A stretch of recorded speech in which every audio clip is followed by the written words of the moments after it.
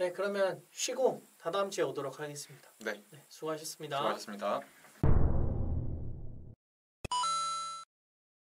네, 오늘 저희가 다뤄볼 주제는 BTS의 병역특례 얘기예요. 지난 주말에 안철수 인수위원장이 하이브를 찾아서 K-팝의 미래와 BTS의 병역특례에 대한 이야기를 나눌 것이다라는 기사가 보도가 됐고, 하지만 이야기는 나누지 않았다고 해요. 근데 이 BTS의 병역특례를 줄 수 있는 법안이 국회에 계류 중에 있는데, 뭐 이 법안의 논란에 대해서는 조금 이따 얘기를 하기로 하고, 먼저 개인적으로 어떻게 생각하세요? BTS의 입대. 양가적인 감정이 드는 그런 사안이죠. 그렇죠. BTS가 경제적인 관점에서 봤을 때는 우리 사회에 굉장히 많은 부가가치를 벌어주고 있는 경제 주체인 거잖아요. 근 10년간 56조? 뭐 그걸 어떻게 받아들이냐는 사람마다 다르겠지만은 어쨌거나 BTS로 인해서 우리가 얻는 효용도 분명히 있을 거라고 생각해요. 있죠. 경제학적인 관점에서. 있죠. 지금 뭐 코로나 끝나면 대한민국에 관광 오겠다라고 하는 사람들이 엄청난데 그거를 이끌고 있는 사람 중에 하나가 또 BTS니까. 네네, 그죠. 뭐 하다못해 그런 경제적인 이익을 직접 누리지 못하더라도 BTS가 세계적으로 인정받고 또는 뭐 빌보드 차트 1위하고 이런 것을 보면서도 만족하는 그 만족감도 어떻게 보면 효용이니까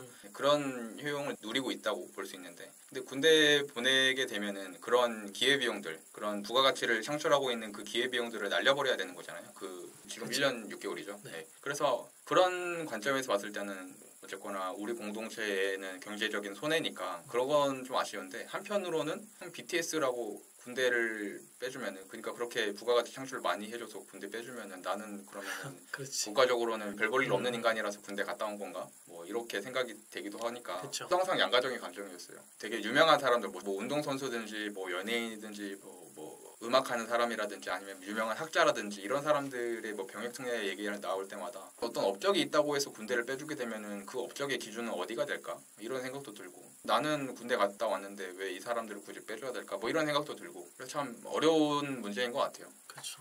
그 기준에 대한 이야기를 좀 해보면, 올림픽에서 동메달 이상 획득했거나 뭐 아시안 게임은 금메달로 알고 있는데 뭐 그것뿐만 아니라 뭐 국제 콩쿨에서 우수한 성적을 거뒀다 이러면은 이제 대체 복무로 빠지거든요.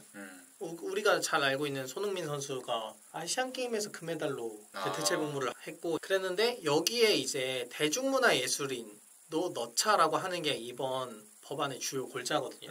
그 뭐 대중문화 예술인이라고 하면 솔직하게 말하면 BTS인 거죠. 이 기준을 어디다 둘 거냐가 굉장히 모호하거든요. 맞아요. 이거를 빌보드 차트에 둘 건지, 지금 JYP의 스트레이키즈라고 빌보드 차트에 1위를 했더라고요. 아, 그 스트레이키즈라는 뭐 그룹이요? 네, 그룹이. 아, 그래요? 네. 그러면 이 친구들도 해당이 될 거잖아요. 빌보드 차트를 둔다면. 만약에 일본의 오리콘 차트라고 두면은 거의 대한민국의 모든 정상급에 쓰는 아이돌은 오리콘 차트에서는 1등 하니까. 네. 그러면 다 면제가 되는 거고, 멜론 차트에다 둘 건지, 그러면 진짜 엄청나게 많은 가수들이 그렇죠. 순위 조작해서 할 수도 있고. 네.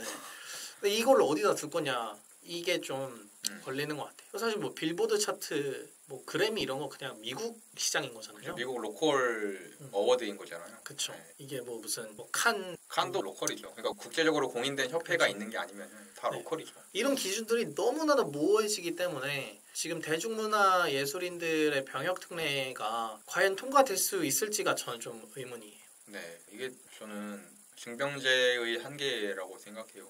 이런 좀 구시대적인 징병제의 관점을 버리지 못해서 발생하는 것 같은데, 그 몇 년 전에 헌법재판소에서 양심적 병역 거부자를 처벌하는 것을 위헌이라고 판결했었잖아요. 그러면서 양심적 병역 거부자를 위해서 대체복무를 만들어라라고 판결했는데, 그때도 양심적 병역 거부자를 위한 대체복무를 만들면서도 되게 참 안타까웠던 것이, 그 사람의 신념을 판단하겠다, 그 사람의 양심을 판단하겠다 이런 말을 했단 말이에요, 정부에서는. 근데 그 양심을 어떻게 판단하는? 그 사람이 그냥 단순히 게임도 하고 싶어서 군대에 가기 싫어하는 건지, 아니면 진짜 자신만의 투철한 신념으로 총잡기 싫어서 누군가를 죽이기 싫어서 군대를 안 가겠다는 건지, 그걸 어떻게 판단하냐고. 저는 그래서 그때도 들었던 생각이지만은 그냥 모두에게 대체복무의 선택을 열어주면 된다. 어차피 그때 당시에도 대체복무를 일반 군복무보다는 훨씬 빡세게 잡아놨거든요. 기간도 훨씬 길고 1.5배 이상 길고, 그리고 되게 좀 고된 노동을 할 수 있는 그런 복무 방식으로 대체복무를 만들어놨기 때문에, 사실 지금 군대가 많이, 이런 말하면 안 좋아하실 분도 있겠지만 과거에 비하면 많이 나아졌잖아요. 그 월급도 많이 인상되고 그 복지 여건도 많이 나아지고 인권도 조금씩 개선되고 있고 그런 상황에서 사실 군대가 이제 예전만큼은 그렇게 부담스러운 곳이 아니게 됐단 말이에요. 여전히 부담스러운 건 맞지만 예전에 비하면 말이죠. 그렇기 때문에 저는 오히려 누구에게나 선택을 하게 하면은 그러니까 누구에게나 군복무냐 대체복무냐를 선택하게 하면은 거의 대부분의 사람들이 군복무를 선택할 거라고 생각해요. 게다가 대체복무를 하게 되면 사회적으로 그다지 좋은 인상을 받지 않는 것도 안타까운 현실이지만 그런 현실이 있기 때문에 있는 것도 사실이죠. 그죠. 그래서 굳이 특별한 예를 만들어서 뭐 양심적 병역 거부자냐 아니면 이 사람이 뭐 국위 선양을 한 연예인 또는 운동 선수냐 이런 거 굳이 따질 필요 없이 누구에게나 그냥 대체복무의 기회를 열어주면 된다.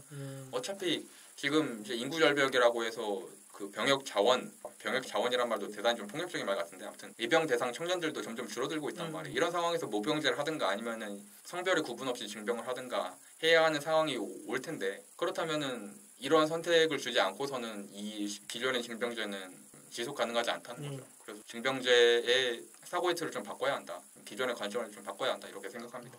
제가 들은 어떤 안보다 좀 괜찮은 것 같네요. 다행이네요. 저는 다시 기준 얘기를 좀 더 하고 싶은데 저는 롤은 하지는 않는데 이 롤드컵이 엄청나게 인기라고 하더라고요. 그러니까 심지어 올림픽을 본 사람들보다 롤드컵 결승전을 본 사람들이 더 많거든요. 롤드컵 결승전이 한 7천만 명이 봤다고 하고 도쿄올림픽 많이 봐야 2천 명 봤다고 하거든요. 그러면 올림픽에서 뭐 동메달 딴 선수들은 군대에 가지 않잖아요. 지금 전 세계적으로 이 롤드컵에서 좋은 성적을 내고 있는 선수가 우리나라 선수잖아요. 페이커 선수. 네. 근데 이분은 또 군대를 가야 된단 말이에요. 근데 이런 기준이 정말로 애매모호하기 때문에 저는 뭐 개인적으로는 국위 선양하는 프로게이머들이 국위 선양을 계속 했으면 하지만 이 법안이 통과되면 그때부터는 진짜 너무 뭐라고 해야 될까요? 엄청난 대혼란의 시기가 오지 않을까요? 이 기준이 너무 애매모호하기 때문에 뭐 그런 의미에서 저도 형길님이 얘기하신 누구나 다 대체복무를 하게끔 해주자 이런 것도 좀 괜찮은 것 같습니다. 누구나 대체복무를 할 수 있게 되면은 굳이 이런 논란이 생기지 않죠. BTS든 뭐 손흥민이든 뭐 대체복무 하고 싶은 네 그죠. 저도 물론 저는 군대 갔다 와서 뭐 그런 선택을 할 일은 없겠지만은 누구든지 그런 선택을 할 수 있게 된다면은 또 다시 어떤 유명한 또는 뭐 소위 국위 선양을 했다고 말하는 그런 사람이 나타난다 해도 이런 논란이 생기진 않겠죠. 네. 이런 거 좋네요. 국회의원보다 좀 더 나은 것 같다. 네, 저를 국회로 보내주세요. 네, 그래서 오늘은 이렇게 뭐 병역특례에 대한 기준 이야기도 좀 해보고 이것저것 이야기를 해본 것 같은데 이거는 좀 더 지켜보셨으면 좋을 것 같아요. 이걸 어떻게 처리할지 좀 기존의 관점에 매몰되지 말고 좀 새로운 관점도 연구해 봤으면 하는데 안철수 인수위원장이 새 정부 국회에서 논의한다라고 이야기를 했기 때문에 새 정부에서 이제 논의가 될 것 같은데요. 앞으로 어떻게 논의될지는 좀 지켜보면 좋을 것 같습니다. 네, 그러면 오늘 녹화 여기서 마칠까요? 네, 좋습니다. 네, 수고하셨습니다. 수고하셨습니다.